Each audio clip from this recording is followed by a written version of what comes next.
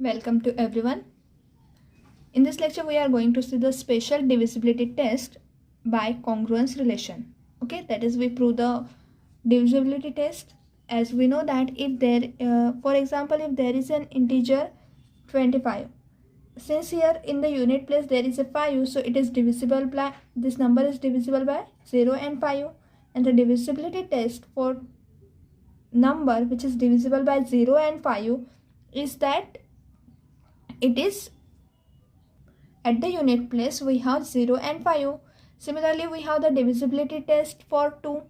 That is, any given number is divisible by 2 if and only if at the unit place if we have the number 0, 2, 4, 6, 8, etc. Okay, then that number is also divisible by 2. We have the divisibility test of 3, that if the sum of the digit of the number is divisible by 3, then the given number is divisible by 3. Okay, so here we see the divisibility test by using the congruence relation, and for this we require the theorem, that is, we require the theorem which we can use to derive the divisibility test. Okay, so in this lecture we are going to see the theorem. So the theorem states that if f denote a polynomial, okay, that is f is a polynomial and its integral coefficient, that is coefficient of this polynomial will be integers, and if a congruent to b modulo m, then f of a is congruent to f of b modulo m. That is, this integers a and b are congruent, then the polynomial at the point a and the polynomial at the point b are also congruent. We have this result. Okay, so suppose that the polynomial be f of x, so let f of x equals to the polynomial, we denote the coefficient by ck, x to the power k plus ck minus 1, x to the power k minus 1, plus and so on, plus c1x plus c0, where all c0, c1 and so on up to ck are integers. Okay, that is, this polynomial is with the integral coefficient, so ck minus 1 and so on up to c0 are integers. And what is given, that this is our given polynomial. Now what is given, that a congruent to b modulo m. Okay, this is given. So we suppose that a is congruent to b modulo m. Okay, and we have to prove that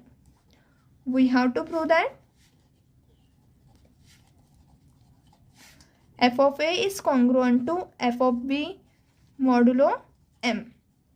Right, we have to prove this. For this we can prove that this polynomial f of a, if we substitute f of a here, then this will be is equals to the f of a is equals to what? F of a is equals to ck a to the power k plus ck minus 1 a to the power k minus 1 plus and so on, plus c1x plus c1 into a plus c0, and f of b here, f of a and f of b is equals to ck b to the power k plus ck minus 1 b to the power k minus 1 plus and so on, plus c1 into b plus c0. Okay, so f of a and f of b is this. We have to show that these two are congruent. To show that these two are congruent, we show that this a to the power k is congruent to b to the power k, a to the power k minus 1 is congruent to b to the power k minus 1, and then we show that this sum is congruent to this sum. Okay, so since a congruent to b modulo m, this is given to us. What this implies, that a to the power n is also congruent to b to the power n modulo m. Since by this, whenever a is congruent to b, then its power are also congruent for some positive integer for all n belongs to capital N. This is by the theorem. Okay, by theorem this one is true. Now therefore we substitute the value of n here. For all n it is true, therefore we substitute the value of n for n equals to 1, 2 and so on up to k. Okay, so what this implies, a is congruent to b mod m for n equals to 1. For n equals to 2 we have a square is congruent to b square modulo m, right? and so on. We can say that a to the power k minus 1 is congruent to b to the power k minus 1 modulo m. And also for n equals to k, we have a to the power k is congruent to b to the power k modulo m. Right? Now this a congruent to b modulo m. Again we have the result that a congruent to b mod m. Then c into a is also congruent to c into b modulo m. That is, when we multiply this number a and b by some integer c, then if a congruent to b, we have ca is also congruent to cb. This is one of the result for congruence. So we use this result also for this term. Okay, as here c1 is in the multiplication of a, c2 is in the multiplication of a square, ck minus 1 is in the multiplication of ak minus 1, ck is in the multiplication of a to the power k. So we multiply here by the same number, same integer coefficient to this series of the congruence. Okay, so here what we have get that, what this implies that we multiply here this a congruent to b, this as c1, because in the multiplication of a there is a c1. So we multiply this by c1 a congruent to c1 b modulo m. Right? By this result. Okay? Since a congruent to b modulo m implies that ca congruent to cb modulo m. Okay? Using this result we can write this one. Also, in a square we have c2 congruent to a. c2 a square is congruent to c2 b square modulo m. And so on, ck minus 1 a to the power k minus 1 congruent to ck minus 1 a to the power k minus 1 modulo m. Right? And ck into a to the power k is congruent to ck into a to the power b to the power k. Here it is b to the power k modulo m. Okay, and therefore we have ck to the power k congruent to this one. Now as this is by the theorem, okay, all these results are by this theorem, and the property also note that, also noting c0 is always congruent to c0 modulo m. That is, the number is itself congruent to itself always. This is true. Okay, so noting this, and above gives what this gives us, ck a to the power k plus ck minus 1 a to the power k minus 1 plus and so on plus c1 a plus c0 is congruent to ck b to the power k plus ck minus 1 b to the power k minus 1 plus and so on plus c1 b plus c0 modulo m. Okay, since whenever a congruent to b and c congruent to d modulo m. Okay, that is, we write this as a congruent to b modulo m and c congruent to d modulo m. Then this implies a plus c is congruent to b plus d modulo m. Okay, and therefore same here we have taken that this series is congruent, therefore the system of the congruence is congruent, therefore sum of is also congruent. So here this sum is congruent, but this sum denotes our f of a, right? Therefore f of a is congruent to this sum denotes f of b. So f of a is congruent to f of b modulo m. Okay, and thus our result is true, that whenever a is congruent to b, then polynomial at the point a is congruent to the polynomial at the point b under modulo m. Okay, so we get here the proof of this theorem. Now we see the definition. We see definition of the root in a congruence form. Okay, so let f of x will be is equals to, the f of x will be the polynomial given in this theorem. Okay, ck x to the power k plus ck minus 1 x to the power k minus 1 plus and so on plus c1 x plus c0. Okay, so we have this polynomial f of x will be is equals to this. This is a polynomial, be a polynomial with the integral coefficient.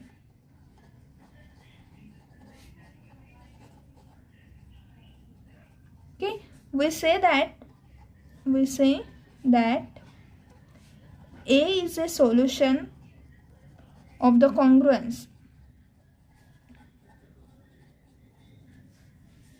f of x congruent to 0 mod m.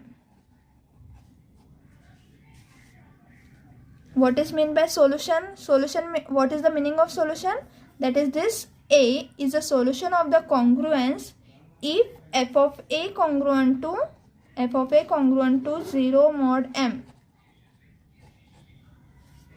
That is, we have here the definition of the solution of a congruence. So this element A, okay, this number A is called as the solution of the congruence if f of A congruent to 0 modulo m, then f of x is congruent to 0 mod m. That is, A is called as the solution of this congruence if we substitute the value of x as A, then this polynomial f of A is congruent to 0 mod m. Okay, so whenever this condition is satisfied, then we say that this A is a solution of this congruence for this polynomial f of x. Okay, now we say the theorem that if A is the solution of f of x congruent to 0 mod m and A congruent to b modulo m, then B is also a solution. So what is given that? It is given that A is the solution of f of x. A is the solution of f of x means what? F of A is congruent to 0 in modulo m. And if A is congruent to B, then we have to also show that this B is also a solution. That is, f of B is then congruent to 0 modulo m. Okay, so in a proof we write this as given that A is a solution. So we write, let A be the solution of f of x, be the solution of f of x congruent to 0 modulo m. Okay, then what this implies? Then f of A is congruent to 0 modulo m. Okay, since f of x congruent to 0, therefore f of A is congruent to 0 modulo m. Then by theorem we know that whenever A is congruent to b modulo m, as we see this previous theorem, that whenever A congruent to b, then the polynomial are also congruent at the given point A and B. So A congruent to b modulo m implies that f of A congruent to f of b modulo m. Okay, and therefore as they are congruent, therefore what we have? We have that from this equation and from this equation. Okay, we give this as a equation number 1 and this as a equation number 2. So we write here from 1 and 2. From 1 and 2 we get that f of A, f of B which is congruent to f of A which is congruent to 0 under modulo m, and therefore f of B is also congruent to 0 modulo m. Therefore f of B is congruent to 0 mod m.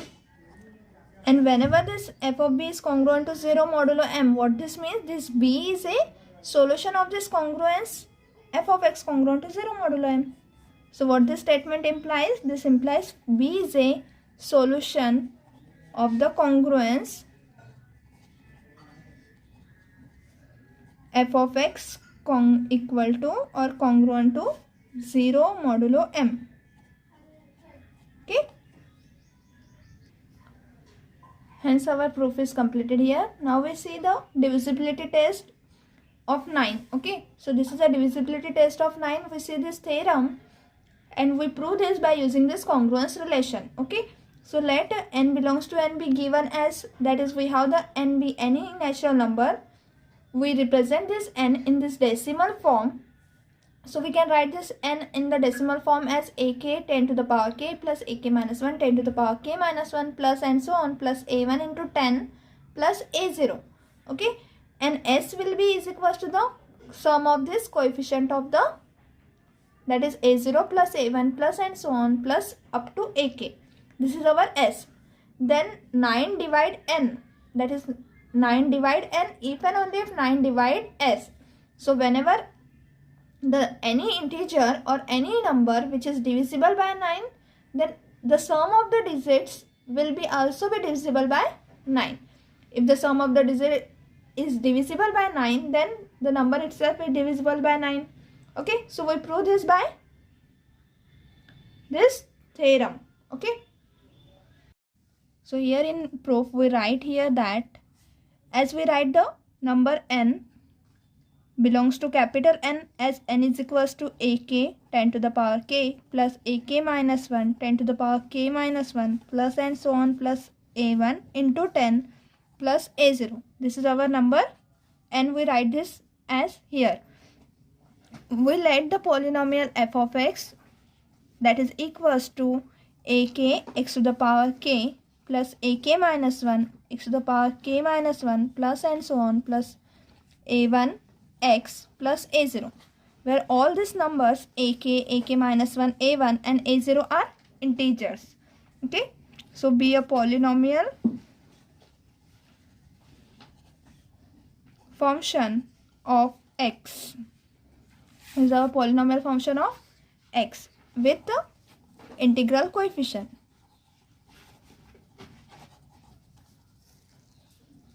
ak. Okay, now we have 10 is congruent to 1 modulo 9, because when we divide this 10 by 9 we get the remainder 1. Okay, therefore 10 is congruent to 1 modulo 9, and we know we have the result that when a congruent to b mod m, then f of a is congruent to f of b modulo m. As we see the theorem, in this theorem, whenever a is congruent to b, then the polynomial at the point is also congruent. Okay, so here 10 congruent to 1 modulo 9 implies f of 10 congruent to f of 1 modulo 9, right? So this is by the theorem. Okay, now since f of 10 will be is equals to, when we substitute f of 10, so this polynomial f of x will be written as f of 10 will be is equals to ak 10 to the power k plus ak minus 1 10 to the power k minus 1 plus and so on plus a1 into 10 plus a0. Okay, so this is equals to what? This is equals to n. So f of 10 will be is equals to n, and f of 1 will be is equals to ak 1 to the power k plus ak minus 1 1 to the power k minus 1 plus and so on plus a1 into 1 plus a0. Now here 1 to the power k is 1, 1 to the power k minus 1 is also 1. So we write this as ak plus ak minus 1 plus and so on plus a1 plus a0. So this is, we denote this sum as, in a theorem it is denoted by s. Okay, so this sum is equals to s. So what is this implies? That f of 1 will be is equals to s, that is equals to this sum. So as here we get that f of 10 is congruent to f of 1 modulo 9. What this implies? This implies that therefore f of 10 congruent to f of 1 modulo 9 implies whenever n congruent to 0 mod 9, if and only if n congruent to 0 mod 9, if and only if s is congruent to 0 mod 9. Okay, so when we say that here f of 10 is congruent to f of 1, but f of 10 is our n. So n is congruent to f of 1 is our s. So n congruent to s modulo 9. Okay, so from this we get this, and therefore we can say that whenever n is congruent to 0 modulo 9, if and only if s is congruent to 0 modulo 9. That is, what this mean? Whenever 9 divide n, if and only if 9 divide s. So any integer n is divisible by 9 if and only if s that is 9 divide s. What is s? S is the sum of the digits. So whenever sum of the digits is divisible by divisible by 9, then the number is also divisible by 9. Hence our result is proved here. Okay. In the same manner, we can see the divisibility test for 11, and thus we have completed here the topic, our special divisibility test, which can be used from the following polynomial theorem. Okay. Thank you everyone.